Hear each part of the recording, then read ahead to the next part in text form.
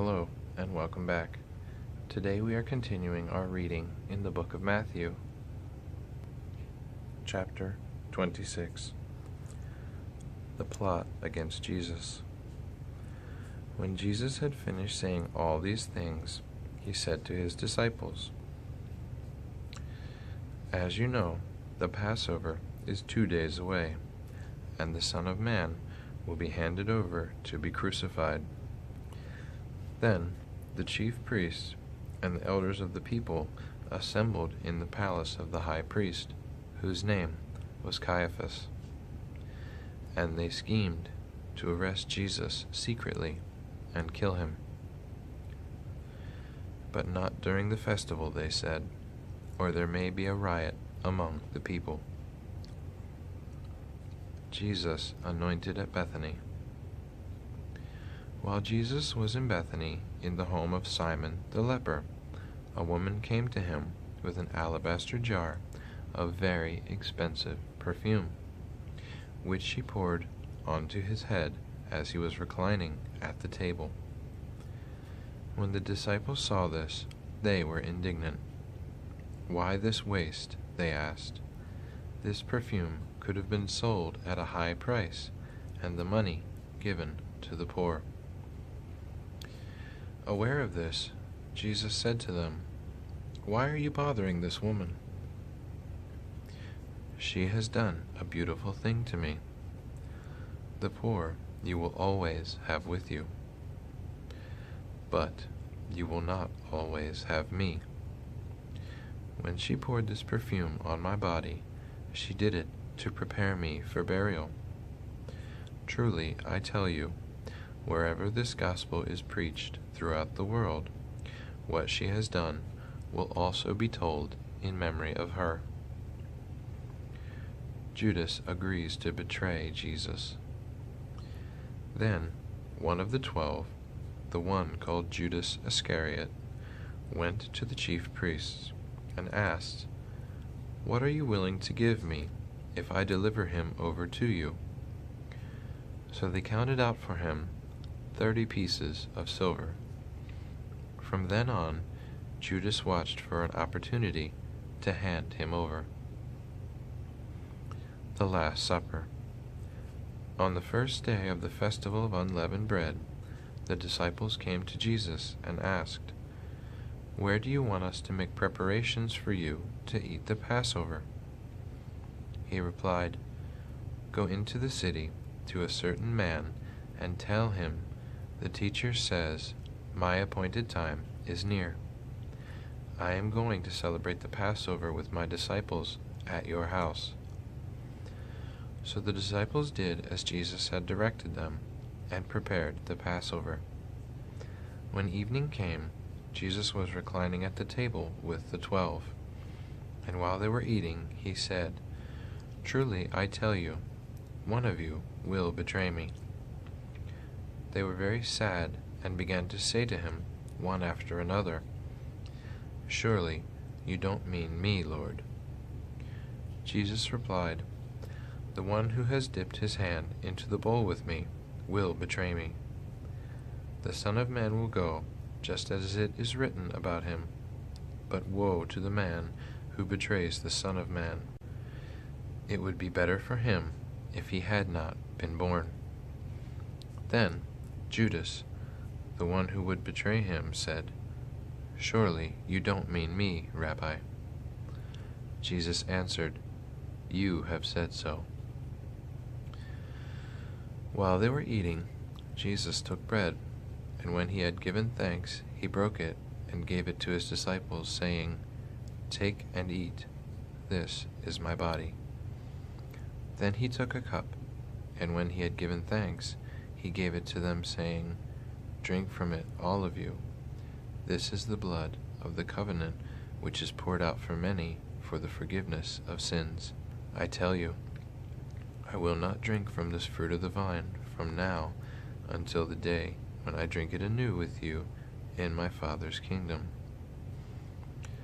When they had sung a hymn, they went out to the Mount of Olives. Jesus predicts Peter's denial.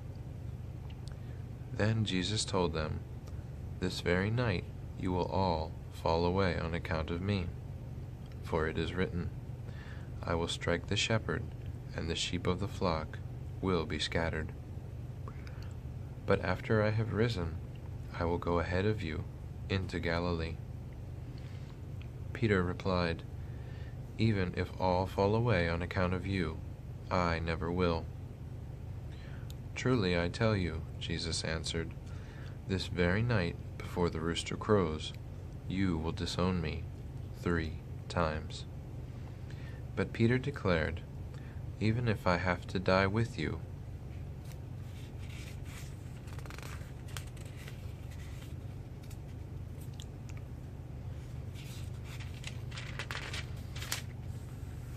I will never disown you." And all the other disciples said the same. Gethsemane. Then Jesus went with his disciples to a place called Gethsemane, and he said to them, "Sit here while I go over there and pray." He took Peter and the 2 sons of Zebedee along with him, and he began to be sorrowful and troubled. Then he said to them, "My soul is overwhelmed with sorrow to the point of death. Stay here and keep watch with me." Going a little farther, he fell with his face to the ground and prayed, "My Father, if it is possible, may this cup be taken from me. Yet not as I will, but as you will." Then he returned to his disciples and found them sleeping. "Couldn't you men keep watch with me for 1 hour?" he asked Peter.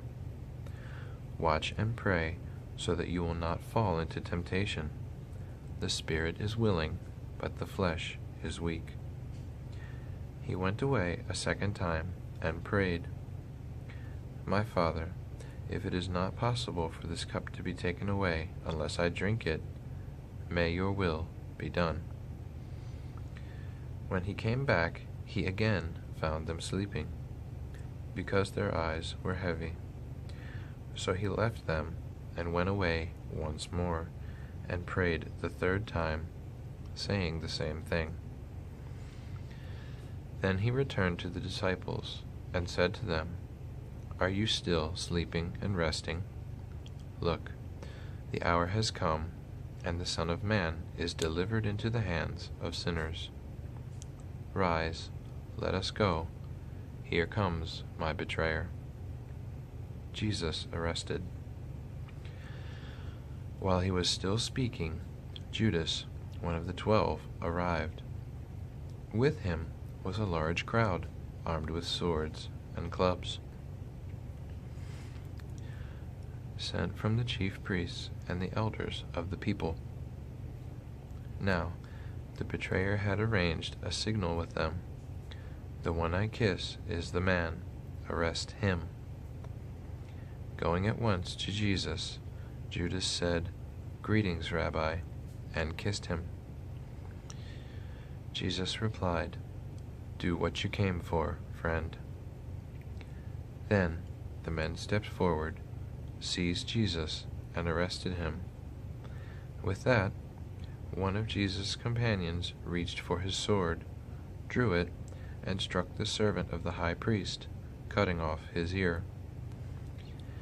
"Put your sword back in its place," Jesus said to him, "for all who draw the sword will die by the sword. Do you think I cannot call on my Father, and he will at once put at my disposal more than 12 legions of angels? How then would the Scriptures be fulfilled that say it must happen this way?" In that hour, Jesus said to the crowd, "Am I leading a rebellion, that you have come out with swords and clubs to capture me? Every day I sat in the temple courts teaching, and you did not arrest me. But this has all taken place that the writings of the prophets might be fulfilled." Then all the disciples deserted him and fled. Jesus before the Sanhedrin.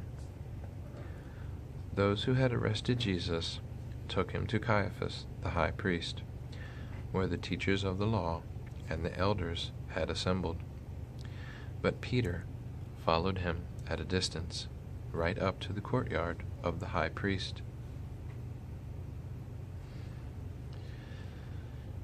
He entered and sat down with the guards to see the outcome.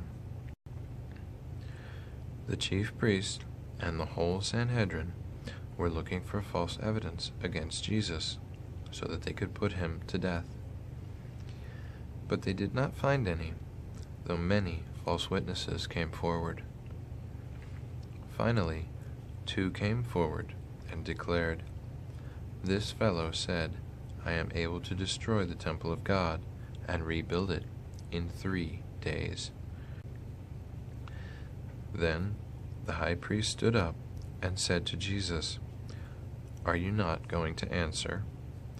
What is this testimony that these men are bringing against you?" But Jesus remained silent. The high priest said to him, "I charge you under oath by the living God, tell us if you are the Messiah, the Son of God." "You have said so," Jesus replied. "But I say to all of you, from now on you will see the Son of Man sitting at the right hand of the Mighty One and coming on the clouds of heaven." Then the high priest tore his clothes and said, "He has spoken blasphemy. Why do we need any more witnesses? Look, now you have heard the blasphemy. What do you think?" "He is worthy of death," they answered. Then they spit in his face and struck him with their fists. Others slapped him and said, "Prophesy to us, Messiah, who hit you?" Peter disowns Jesus. Now Peter was sitting out in the courtyard, and a servant girl came to him. "You also were with Jesus of Galilee," she said. But he denied it before them all. "I don't know what you are talking about," he said. Then he went out to the gateway, where another servant girl saw him, and said to the people there, "This fellow was with Jesus of Nazareth."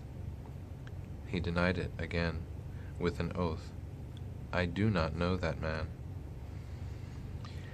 After a little while, those standing there went up to Peter and said, "Surely you are one of them. Your accent gives you away." Then he began to call down curses.